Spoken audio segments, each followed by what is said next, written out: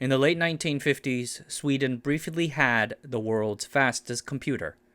And then in the 1960s, they produced computers good enough to beat even the vaunted IBM. An amazing start. Sweden might have been the computing leader of Europe, but unfortunately that did not last. In this video, we look at the birth and glory of Swedish-made computers with the story of Datasaab. I promise to only make one IKEA joke. But first, something about the Asianometry Patreon. I'll be raising the price of the early access tier to $12 a month at the start of 2025. It's been a while, and I think it's time. Early access members get to see new videos first with selected references, and it really helps me a lot. Each pledge I deeply appreciate. Thank you, and on with the show.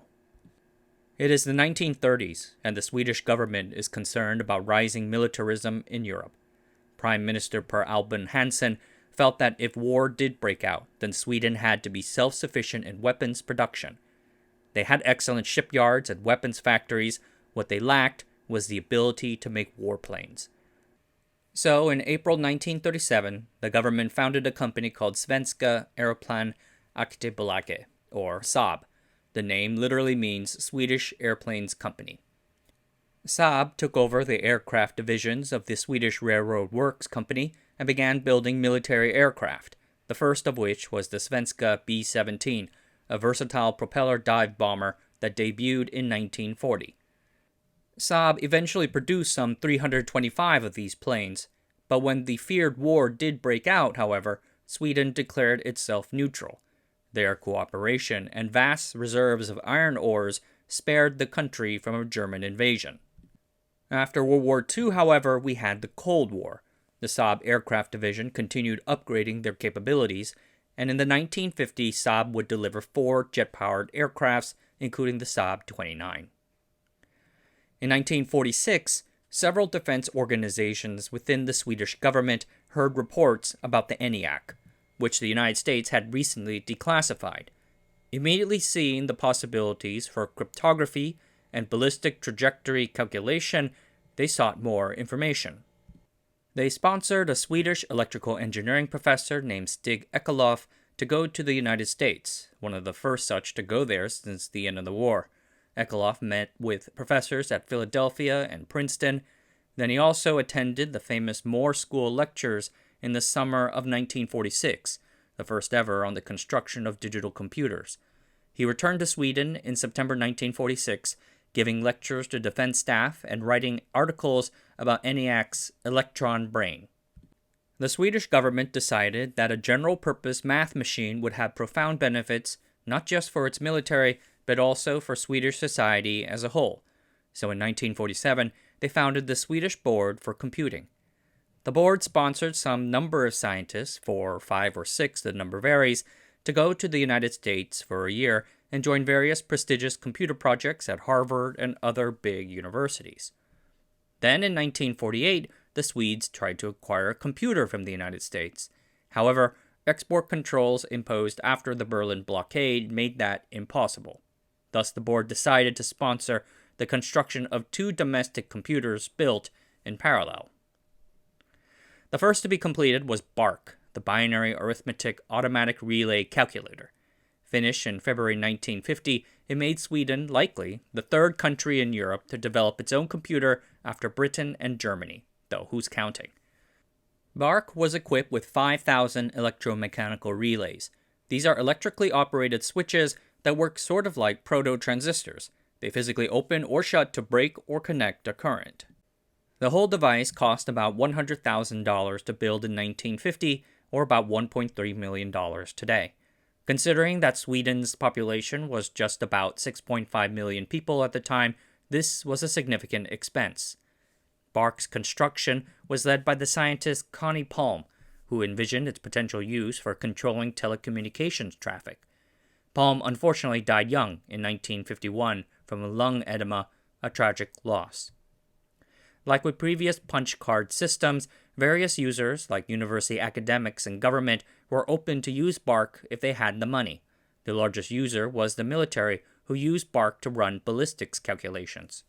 Though they didn't get too much out of it, the only way to program BARC was using its 12,000-hole plug board, something resembling a telephone switchboard, an input method that took way too long. BARC was later dismantled in 1955 to free up space. The second finished device was the Binary Electronic Sequential Calculator, or BESC, completed in 1953. BESC used a stored program computer design, inspired by a famous American computer built for the Institute of Advanced Study by a team led by John von Neumann. One of BESC's lead designers, Eric Stem, had been a trainee at the Institute of Advanced Study while this computer was being built, so the similarity was not a coincidence. BESC was powered by 2,400 vacuum tubes, a ferrite core memory, and a cathode ray tube memory system. The latter two were older generation memory systems that existed before semiconductor memories, or hard disk drives, were invented.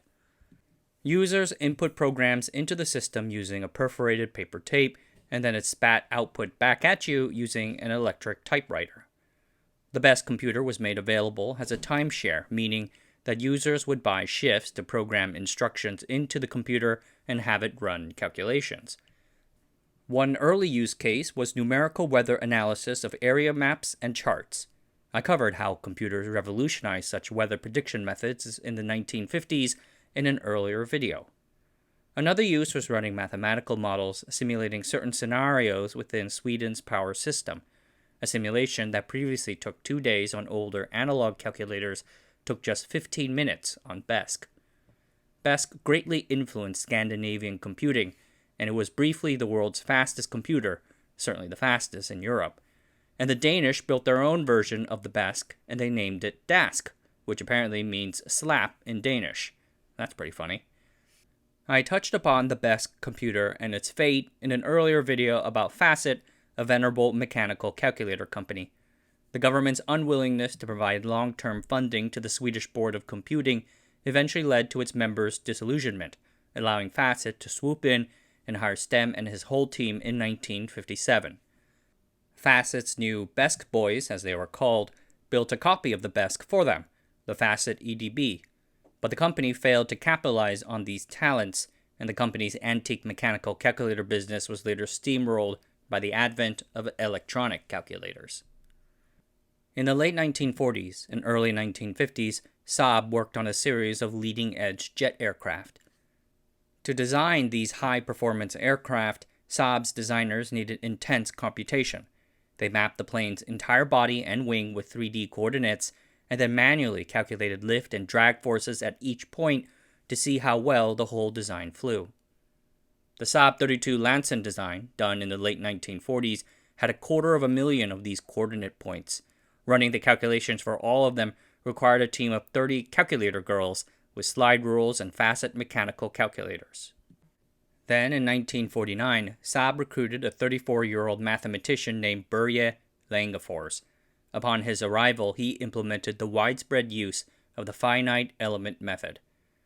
This is where we split a design into millions of simpler elements and then run individual simulations on each of those elements. Use of the finite element method grew Saab's computational needs by several orders of magnitude. Hungry for compute, Saab first built an electronic differential analyzer. This is an analog device, meaning that it used physical objects rather than digital bits to perform a calculation, here in this case, wheels and disks. But Saab's designers wanted something more powerful, so they bought 2 IBM 604 electronic calculators which used punch cards to run numbers. This and another subsequent IBM computer still failed to handle the task. So in the early 1950s, just after BARC was finished, Langefors reached out to the Swedish Board for Computing to see if Saab can get their own computer. The aforementioned Connie Palm told him that that would not be necessary because BESC, when completed, can fulfill all of Sweden's compute needs with just a third of its time shift. This turned out to be a dire underestimate, though not an uncommon one for the age. In 1953, after BESC's completion, Saab used a full shift right off the bat. Between 1955 and 1958, Saab by itself used 44% of BESC's total build time. They stationed 4 full-time staff nearby, frequently running it overnight, starting after 10 p.m. Over time, Saab became frustrated by having to share BESC with others. Insert mildly offensive socialism joke here. So Langefors pushed his company leadership to make a computer of their own for internal use. So Saab licensed the blueprints and the expertise of the Swedish board's team for what is now 3.2 million Swedish crowns a year to build Sara. The name literally means Saab's arithmetic machine. Completed in 1957, Sara was mostly like BESC, except it had improved ferrite core memories and used a magnetic tape called Saraband, one of the first in Europe to be implemented as such. The team's experiences building and using it led directly to their next computer. In 1959, the Swedish Air Force embarked on a new plane, the Saab 37. This design was an ambitious one. Earlier planes needed a pilot and a navigator, the latter dude for radar recon and other navigation duties. With the 37, they wanted to eject that navigator, figuratively, not literally, and have their tasks be handled by a digital computer presented to the pilot via a heads-up display. Moreover, the Air Force wanted to replace all the older and unreliable analog systems with new digital ones. The computer would have to handle that too, so a single integrated computer runs the whole plane. Can a digital computer be made small, light, and powerful enough to do all that? Yes, thanks to the recent commercialization of the transistor. A team at Saab, led by Viggo Wenzel, separate from the guys running Sara, was commissioned to build this. The computer was first called SANC, or Saab's navigation computer, and they thankfully renamed it to D2 and first unveiled it to the public in September 1960. D2 weighed about 150 kilograms and can add two 6-digit numbers 100,000 times each second. Better than I can do. We can probably call it Europe's first transistorized computer, though being a prototype one-of-a-kind device, does it count? The D2 showed the Swedish Air Force that it was possible to have a single-seater fighter jet be run by a single computer. And the Air Force eventually commissioned the CK-37 computer from Saab for their plane, though later planes used an American design licensed and manufactured by Saab. And for Saab, it hinted at something even bigger. By 1960, it was clear that the computer was catching on. In 1955, Sweden had just one computer, BESC. 5 years later, there were 25. 2 years after that, 35. By 1963, 130 computers. So Saab's D2 and Sara teams joined to found a new division called Data Saab to commercialize the D2 design. As Saab's legendary CEO Trygve Holm once said, "We woke up one day at Saab and found that we were computer manufacturers." Within the new division, Wenzel took care of hardware, Langefors, the software, Gunnar Lindström, a former nuclear physics professor who earlier made vital contributions to the MRI, became CEO. The D21, released in 1962, was Data Saab's first commercial product, a medium-sized mainframe for the data processing market in Sweden. As I mentioned in another video, computers for engineering or scientific work do a lot of calculations with a lot of precision, as in many decimal places, so they might need additional circuitry for longer registers. Data processing computers, on the other hand, do simpler operations on large amounts of data quickly and accurately, so they might use special circuits to shuffle around large amounts of data. The D21 descended from a military-oriented, high-powered engineering design that seemingly made it unsuitable for data processing. But Langefors boldly argued that the D21's fast and simple circuits and prolific memory, as well as a brand new high-level language called Algol Genius, made it suited for both markets. The first D21 was sold to Sweden's power utility in late 1960. Other earlier customers included city governments, insurance companies, shipyards, and Volvo. The D21 competed with similar offerings from Facet and IBM. The latter was one of the fiercest competitors in IT. IBM regularly beat domestic European computing companies with good marketing, deep relationships with IT departments, and strong technologies like disk drives. Buyers often wanted IBM at any cost. For example, while Sara was being built, Saab's own finance director asked if it could process admin data. At this time, this does not seem possible.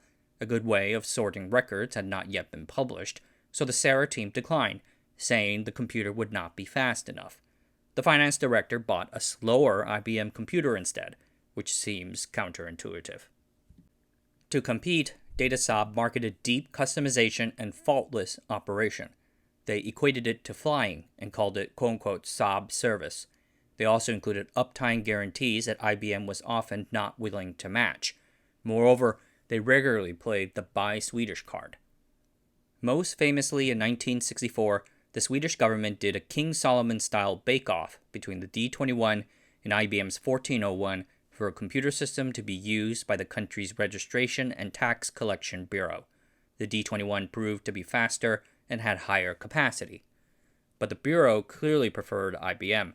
They still decided to keep it half IBM, half Datasob, but upgraded from IBM 1401s to System 36030s, the lower end of the recently released System 360 line. After the computers arrived, the government's auditors again found that the D21 computers were not only cheaper than the IBM System 360s, they still also performed better, thanks in part to the Algo Genius language, letting them use the very efficient quicksort sorting algorithm whose code had recently only been published. Quicksort in turn relied on Algo's recursion ability. The auditors recommended to standardize on just Datasob computers, which was done in 1970. It was a rare loss for IBM and one of the underdog Datasob's greatest wins. Another one of Datasob's greatest and longest-lasting achievements was his banking terminal business. In the 4 Nordic countries, Sweden, Norway, Denmark, and Finland, there are what are called savings banks, founded with the goal of encouraging saving amongst the people. They're local institutions owned by foundations. For the American viewers, I would probably equate them to credit unions. The savings banks in all the Nordic countries were experiencing rising administrative costs due to more expensive labor costs. So in 1960, they started a collaborative project to computerize all their savings banks and connect them to a single banking network. The idea being to make employees more productive and reduce costs. Each bank would have a mini computer, which then powers many individual quote-unquote terminals that each teller can use. You can think of a terminal as like a monitor and keyboard that connects to a computer somewhere. This effort was called Nordisk Spar Data, or the Nordic Terminal Project. Datasob collaborated with Facet, which provided peripherals like keyboards and printers, and together they bid for the project in December 1968. Over 10 months, Datasob executives went back and forth trying to convince both the Project Joint Committee as well as their own top executives back at Saab that this was a worthy project. The final deal was signed September 1969, beating out 14 other vendors. The terminal project demanded a mini-computer powerful and flexible enough to meet the needs of 4 different countries' banks. The bid called for different types of monitors, keyboards, and displays. To meet these needs, they built the D520 mini-computer. Due to its limited ferrite core memories, Datasob had to invent a new custom language called DIL5, which implemented all the Nordic Terminal Project software in just 8 kilobytes. They delivered over 2,300 of these mini-computers for the project and eventually sold over 6,000 in total to other mutual savings banks, including a few in the United States.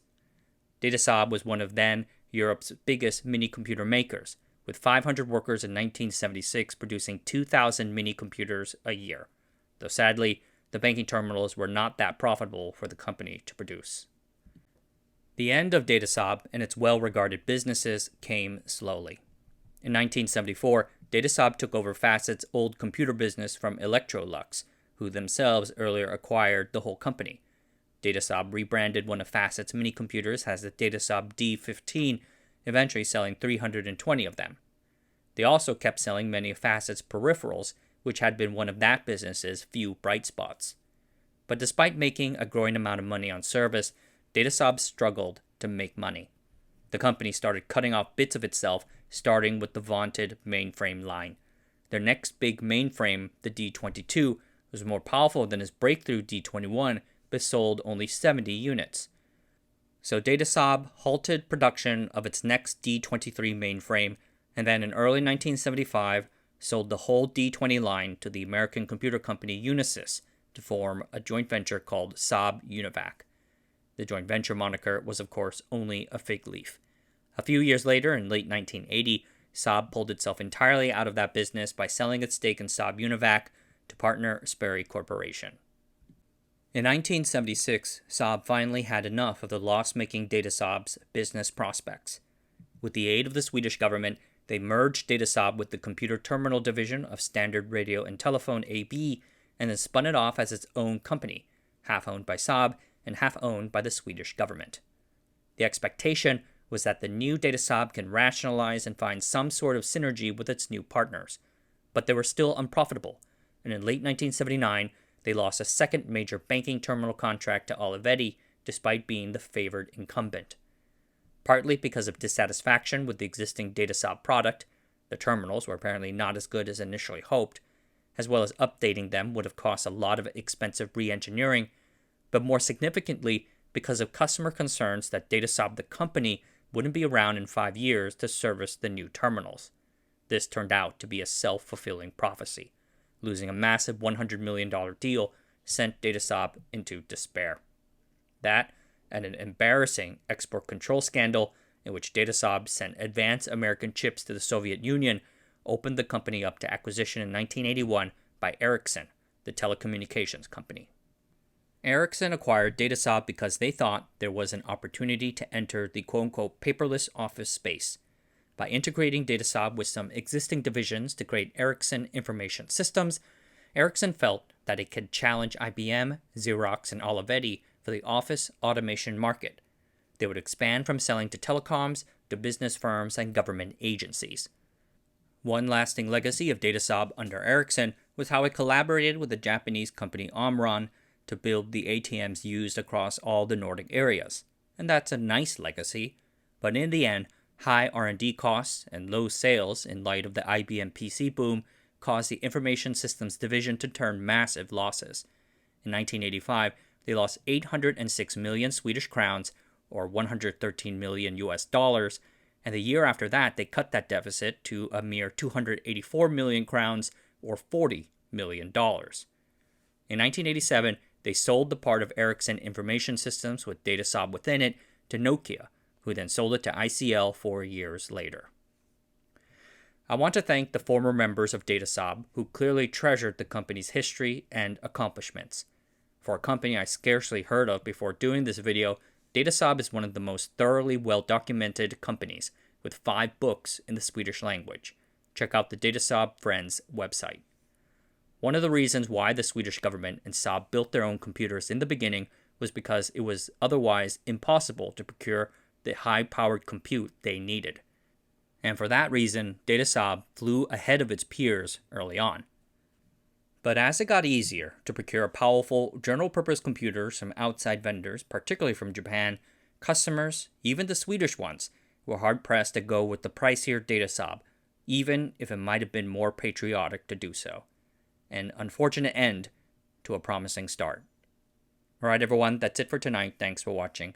Subscribe to the channel, sign up for the Patreon, and I'll see you guys next time.